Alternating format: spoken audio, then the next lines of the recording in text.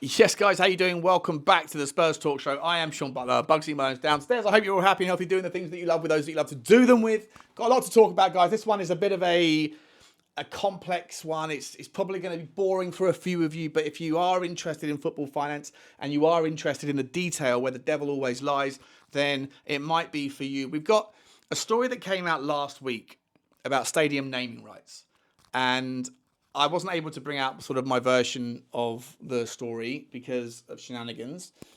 And now that the sort of dust has settled and I'm trying to get back to doing regular content, thought I'd sort of throw my oar in on this one. As you know, on this channel, we do like to dip our toe into the financial side of sport. Also on Sean Butler TV, we go into that a lot more, although I haven't put any content out since before the shenanigans became afoot, and I will get back into that, I promise you. But when it comes to Tottenham stuff, I'll always drop it on here first. And there was this story about the DHL, the delivery company, the logistics firm that was going to be potentially a candidate to take over at Tottenham as the naming rights deal provider. And as I've said to you over the years, it's a very complex argument that some people who maybe either don't fully understand it or understand part of it, but and then stretch it into kind of realms of simplification. They miss a lot of the wood for the trees with regards how complex it is and how many variables are outside of the control of Tottenham Hotspur that determine the correct valuation. And Daniel Levy is obviously a very smart guy when it comes to finance. He has his valuation. It's purported to be £25 million a year. And he hasn't shifted on that number and didn't make a deal despite hiring Todd Klein, the commercial director, who's since left the club, primarily for the purposes of signing that deal, although that didn't happen. He did also bring in lots of other sponsorship deals and partnership deals. Now, I know it's a lot of boring stuff for a lot of people, and I know that some people that have those sort of those messages of like Levy, frustrations, Levy out, all those things, then a lot of the times I see it in the various social places that it's used as a tool to ridicule and mock the club for focusing on things outside of Tottenham by having to reference the new soap sponsor or the chief sponsor of, I don't know, laptop cleaner or whatever is the next one, guitars. It is a tool. I understand why it can be ridiculed. I understand why it can be frustrating as well to hear so much about that, but not enough about other things. And if you don't understand the fine detail of those sorts of things, then it can look like it's just one after another of reeling out useless information that doesn't really ever get replicated on the pitch. I disagree with that fundamentally as a kind of primary cause, but I understand to a degree why people would look at it that way. For what it's worth, as a club that does have 30,000 shareholders still, legacy shareholders from when they were listed on the stock exchange, there is an obligation to be able to reference those things every time they happen because they are. It's not quite strictly true that they are all needle movers, but they are something that could possibly move the needle, and therefore they have to bring that to the attention of the shareholders, and in so doing it, bring it to the attention of all fans at the same time. With regards to the stadium naming rights deals, what's happened over the last 5 years, obviously, is a bunch of geopolitical shifts and changes that have made it less difficult at times, and now maybe more easier at times. More difficult at times, and now less difficult at times to get that number that he wants. And there's also that kind of third party caveat, which is that it's always an opportunity cost. If you are going to sell your naming rights of your stadium, then you're doing so with a reason. You want the money, but the people that are paying you the money do so because they see value in their name, their brand being listed everywhere where currently Tottenham Hotspur Stadium would be listed. And when you have a team that offers access to stadiums for things outside of just football fans' attention, like the go-karts, like the Beyonce, the rugby, the NFL, the who's next, I think 50 Cent and, Wiz Khalifa or whoever it is that's coming in again in the summer. There's obviously an extension of the traditional fan-led attention only that you would see from most stadiums that only focus on one sport or one output. There's also the variables, as I said, of geopolitical geopolitical influence, right? And so obviously since the stadium's built, it was a brilliant stadium and it was £500 million or whatever it was, more expensive than it was supposed to be. That was as a consequence of a resource boom in the commodities sector that is often forgotten about when people like to bash Daniel Levy with that particular stick. And since then, you've had to walk headfirst into the impact of COVID, where no one was at the stadium for 12 months, the lockdowns, the threat of how long was that going to last, no one particularly knew, the lack of travel. And of course, since then, you've also had the war in Ukraine, the Russia situation, and what you have therefore been left with is 5 years of overspend by governments into pockets of people or into various situations, into government, defense company contracts or whatever it might be, whereby your taxpayer money is going in this direction rather than that direction. To you, it doesn't go to the NHS as much as you would like it to, and inflation has soared, interest rates have soared, your mortgage is more expensive, it makes it more difficult to go to the game, the cost of putting on the services of a game, the cost of putting on the product itself has gone through the roof. You have the bandwagoning of political insights and the future regulator for sport that's going to come in and say that, football clubs shouldn't be able to charge any more than X amount of money for a shirt, for a ticket, whatever it is, but at the same time do nothing to protect them from the ever escalating global prices of services and supplies for the products that they are putting on. It's a very, very manufactured story and a useful tool for anybody that can to use that notion that football clubs or otherwise are ripping off their customers, but conveniently ignore the fact that the costs of doing things, of selling the products are going up, and the cost to you, the experience-led customer, is also difficult to achieve the justification to pay for because you have less money in your pocket because of the decisions of those government figures that would like to say to you, forget about this, let's focus on those guys, because it's always a nice little kind of bait and switch where they can shift the blame onto other people. It's a universal, I've spoken about this so many times, a universal human nature bid concept whereby everybody is a little bit to blame for something, but if they can, they'd like to tell you it's someone else's fault. And again, with the Daniel Levy thing, whilst I support your protest, good luck tomorrow. For those of you that aren't aware, 3:00 is, I think, the time of the protest, an hour and a half before kickoff. I really do wish you guys the best with it. I do think that you it would behoove you guys, are the loudest voices in that room, to embrace the idea that there are other things that are culpable for why we have struggled as we have to lift trophies, and the absence of doing that makes it look a little bit thin, and the inconsistent logic and within that narrative, I think, is one of the reasons why I don't particularly feel like I could get on board it in the shape that it currently looks. But I wish you well with that notion. I really do. I hope you get the numbers that you're hoping for.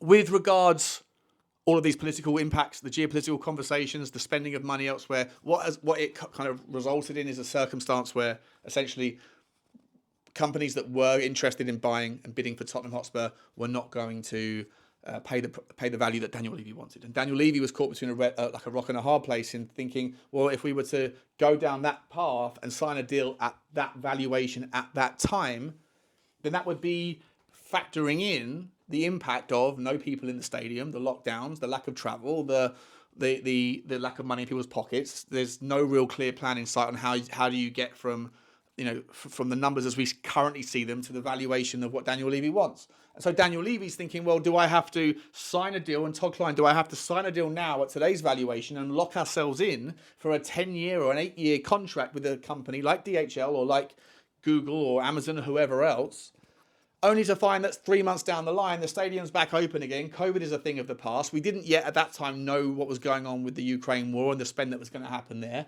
And so you don't want to lock yourself in at an underappreciated or undervalued price tag, right? So it's difficult. Like I say, I overuse the word probably complex and complicated, but they are. These things are not simple because the variables that influence them are massive, vast, and broadly spread around things that most people don't have too much knowledge of in depth on every particular topic. And so, as I say, I'm going to be saying things as I see them, but as I see them, it was the right decision for Daniel Levy to not sign a deal because I don't think he should have locked us in. And for what it's worth, lockdowns didn't go on forever. And there are benefits to keeping the name Tottenham Hotspur Stadium. I've said it 1,000 times. Every time someone comes to that stadium that isn't a Tottenham fan or hasn't yet fallen in love with the Premier League, and they don't even have to visit the stadium, they may be watching it on TV when they're watching rugby or when they're watching the NFL from that market that we haven't really tapped into yet and that Daniel Levy clearly sees as the next big juicy slice of whatever pie he's into for his next venture. And possibly Tottenham Hotspur will be a participant in that, in the NFL. It's the wealthiest nation in the world, even though it's probably the most debt-ridden nation in the world. But it's kind of like the ability to spend money and the driver of economic growth is basically founded in America. When they sneeze, we catch the cold, etc. the idea that 350 million people, of which most don't yet have a Premier League team, could be looking and seeing Tottenham Hotspur written all over their screens, then if they do fall in love with the Premier League, maybe Tottenham Hotspur will be the stadium the team that they pick. How do you justify that valuation? It's very difficult. It's intangible. It's not something that you can immediately put your finger on what value that recognition in that person's head, that subconscious appreciation, will play at some point down the track. It's almost like you're a dentist and you get a new patient coming in once. The first time they come in, they get an £80 hygienist clean or whatever it is. At that particular point in time, all you could say is that particular patient has generated me £80. And you compare that to the cost of how much it took out of your marketing budget for that person to pick the phone up and call you. Well, the way that you justify it is that if you do a good job with that patient, then you not only have that £80 now, you have whatever money that they spend in the immediate short term, you have them for a lifetime if you do a good job. And not only that, but you'll have their family, right? You'll have their kids, you have their wife, you have their husband, you'll have their whatever.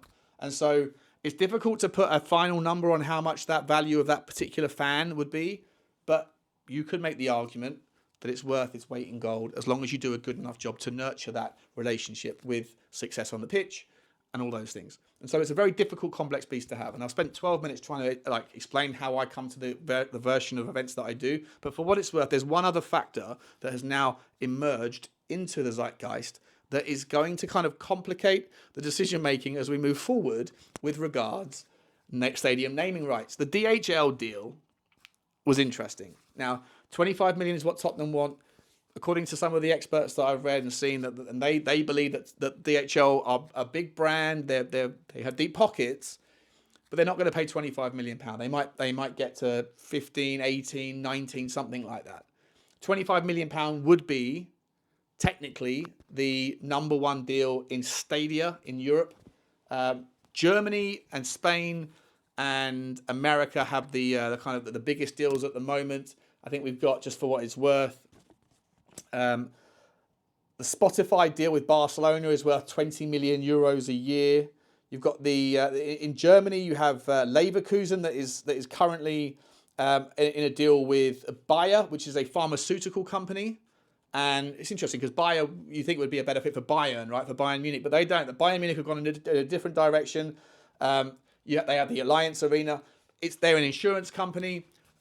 You also have to factor in the variables of what is the industries that are going to be interested in having that brand awareness. This is the thing. Just like with the ownership takeover story, when Tottenham are valued at £4 billion, it's very difficult to find a frequency, a volume of potential candidates that have the money, that have the interest, that have the skill set, that can take you forward, and the risk and the ambition and all of those things, the tolerance, the profile of all of those things, that can afford 4 billion or can afford 500 million, but only get a slice of that particular pie for that valuation that equates to 4 billion. There's only a small number of people that can do that. And likewise, in the case of stadium naming rights, there's not going to be that many companies that are going to see the value in the Tottenham Hotspur or any other arena as a deal. And what you need for that to make sense is a company that is largely still consumer facing, that has a lot of value in the individual, so a B2C, a business to consumer type of outlay, but also enough volume, enough global reach that you're going to benefit from the local fans that go to the stadium, from the TV audience in the UK, in the case of Tottenham, and also around the world. Remember that the TV broadcasting money that we get is not just from Sky and BT, it's from all of the companies that facilitate all around the world. Optus, I think it is in Australia, and Peacock in the USA. There's loads of them, right? But all of that money comes in. But in terms of trying to find a brand that is a good fit for the Tottenham Hotspur Stadium naming rights, you need someone that faces mainly consumers, and you need someone that has to have a global reach. Now, that's not always easy. For example, in the case of Germany, you have Bayer, which is a pharmaceutical company. I just mentioned the Leverkusen deal. That wouldn't work in England because pharmaceutical companies aren't allowed to advertise in the UK. They are beholden by the rules of the government, and the NHS is the main buyer. It's the biggest purchaser of pharmaceutical companies in the world as a one-off company, a one-off entity. But in terms of, is there any value to Bayer representing the Tottenham Hotspur arena? Of course there isn't, because the average person that comes to Tottenham for the go-karting, for the concerts, for the football, for the rugby, for the NFL, for anything else, they're not going to benefit. They don't need to know about Bayer because somebody else in the government is taking care of that stuff. Not the case in Germany, certainly not the case in America, where if you go to America and you put on in a hotel room, you put on the TV, every second advert is like a 3-minute pharmaceutical pitch to some drug, some narcotic that's legalized, that essentially is supposed to cure you of or treat you for one ailment, but in the same time, that's 30 seconds of the advert is telling you about the benefit, and the other 2.5 minutes is listing off the thousands of side effects that you might get as a consequence of taking it. That stuff is 10 a penny in America and in other areas of the world where pharmaceuticals have relationships with consumers. It's not the case in England, so there would be no benefit. Now, DHL is one of the such companies that would obviously make sense, because people, when they have to go and, if they're doing their trading, if they're buying and selling products on eBay and sending them around to whoever their guests are, whoever their customers are, then they're going to have to choose between DHL or one of the other companies as their best choice of payment for the logistics of that. And so there is a B2B business side of it, and there's also a B2C. It does make sense, but apparently DHL are not willing to meet 25 million pound. There is one such story, one such company, guys, that is the biggest naming rights deal in the history of them, and it's still to this day is a Staples arena that is now called Crypto.com. Now, that happened just before the world encaved in all of the problems that happened. It happened in the last, funnily enough, the last bull market of the cryptocurrency cycle. If you're not familiar with cryptocurrency, then, or the kind of cyclicality of it, it does go through a sort of process of a summer and a winter, if you like, where it's like 2.5 years, 3 years of general trajectory upwards, and then it ramps up towards the end, and then it crashes hard and comes back and falls 80%, and that's the winter period, and it starts again. And you know what? At this particular point in time, you are seeing the cryptocurrency world get back into that, towards that kind of that peak, that summer, that hot summer of crypto. At the same time, in January, Donald Trump is walking into the US presidency, and he is bringing with him a cabinet, if you like, a team of within his group of leaders that are all very, very much on board a different version of the regulatory environment in which cryptocurrency operates. Now, this might sound a little bit off topic. I promise you it isn't, because ultimately the real money, the money that infects private equity, that could be a possible participant in the takeover story of Tottenham Hotspur, the real money that infects and affects the hedge fund space, it also affects local users, consumer base, B2C, is in cryptocurrency in a world where there's stronger and tighter regulation. As alien as that sounds, most people that got involved in cryptocurrency got involved in it because they wanted to see a world of decentralization, a movement away from the need for banks to play the trusted third party to make sure that when I sent money to you, that you couldn't just turn around and say that you didn't receive it. The fact that banks exist, they exist as that profile where I give the bank permission to send money to this person's bank, and they will verify that they got it, so that removes the right for that person to deny receiving it. And it also stops the ever difficult position of double printing, which is a topic for another day if you're interested. But for what it's worth, decentralization and the technology of which blockchain is built on was supposed to remove that role of the bank. And if you don't trust banks, then that's why cryptocurrency in principle was for you. Unfortunately, most people these days are buying cryptocurrency because they want to buy it here and then eventually sell it when it's up here. And they don't really care about that kind of decentralized process. And the way that you get from here to here in a future world is to see more new money come into it that hasn't yet already arrived. And the real money, the big money, the massive money, it stems from hedge funds, it stems from private equity, it stems from these people that until now haven't been able to invest in that market because of the lack of regulation. And in a Donald Trump presidency, that regulation is likely to happen, and therefore there is a lot of optimism to see cryptocurrencies continue to do this in the short term, in the next 12, 18 months before that winter period arrives. And that is the reason why deals like Crypto.com that happened in the previous bull market may yet materialize again. And so for me, this is how it lands off.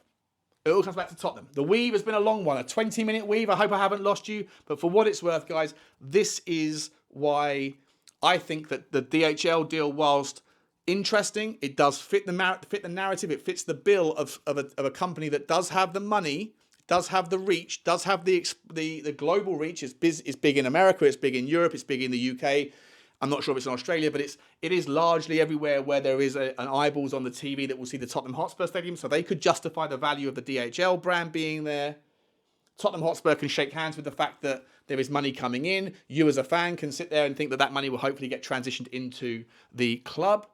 And at the same time, there is also the ability for Tottenham Hotspur to maybe be able to present expressions of interest in an overall takeover to people that do need that money, that do need that kind of clear, concise pathway to profitability, to be able to say, I've chalked this one off for you, I've got the best deal ever, and it's up there with the likes of Crypto.com. It's better than Real Madrid's potential deal with whoever they are. Microsoft, Real Madrid, I think I've got a deal on the pipeline with Microsoft, another company that could make sense, right? They are also a global brand that works with consumers, AI, all that stuff, another industry that's going to fly and emerge. So there's lots of value there, lots of potential understanding, and it makes sense with the likes of Microsoft going to Real Madrid. But Tottenham Hotspur is still a viable option for someone, and I would argue that potentially DHL, whilst making sense, if they can't get to Daniel Levy's number and he's hard on that line and says 25 million is the number I want, then one of the areas where he could go back to and look for investment is cryptocurrency. One of the problems with that, though, is that one thing that he cares more about than anything else is the brand. And if the brand happens to be associated with an industry that, let's be honest, has a murky past in regards the Bankman-Fried story, where he got locked up for 40 years, that 21-year-old mathematician whiz who basically was using customers' money to support the war in Ukraine, and the money was coming back through the form of political funding to pay for the guys who were then electing him and keeping him out of trouble. All of that story fell apart. He's now in prison for a long time because of his fraud. But there's not just that story. There's a never-ending list of fraud and bad stories and bad actors with regards crypto stories. And if that doesn't change, then why would you get in bed with it? Because you're guilty by association. But it would take that regulatory approval to happen. So for me, I believe that maybe, just maybe, there is a story that's going to emerge down the road. Might not happen for another 6 months. But if Daniel Levy's looking for the investor, then do they want to figure out whether or not there is a low-hanging fruit that they can add value to by bringing their connections, their networks, their relationships from whatever field they're from to make that deal happen? Maybe just like the Blackstone story, all of the value that guy Blitzer can bring in with all the relationships. Maybe there's value there. If not, is crypto the value game plan? I'm not sure, but I think it's a watch this space. Until now, I've always been a defender of a notion that we shouldn't undersell ourselves. You don't want to get into bed in a long-term contract with a company that is taking advantage of the variables that are short-lived in terms of economic and geopolitical influence that do impact the ability to find the correct buyer, the correct contract. But in the long term, you're then stuck married to a company that isn't getting fair value, or that you're not getting fair value from.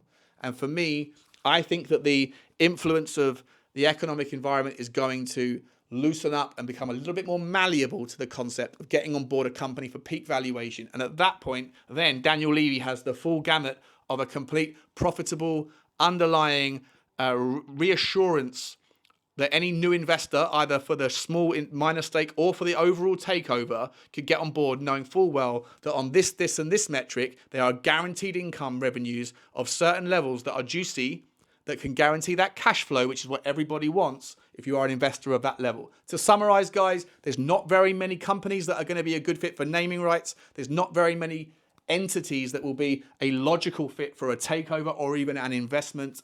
But what there is an environment that is moving towards a scenario where both the private equity world, both the guys that already have the money that are looking for new investments, like the Sultan of Brunei, like the Kuwaiti royal family, all of these things are moving towards an environment with interest rates falling, inflation dropping off, where you're going to see more and more investment in the form of private equity money or big companies that have nothing to do with Tottenham or football on paper that may be of interest. And Daniel Levy will be someone that I believe, as much as you may hate him for all the things that you don't like about his football style, as a businessman, you know he's going to get top value. Whether that's for him or for us, it doesn't matter, because what's good for the goose is good for the gander. Remember, every penny that we earn It doesn't go out yet in the form of dividends. Maybe it will go out in the form of something else, like a distribution of capital from any potential investor. We'll cross that bridge when we come to it. I hope that wasn't too confusing. It was also a long one, but that's why I think that there is a market and an opportunity that is emerging for all sorts of new investment into Tottenham or other clubs in the Premier League. Like, subscribe, and comment, guys. And as always, come on, you Spurs. Bye-bye.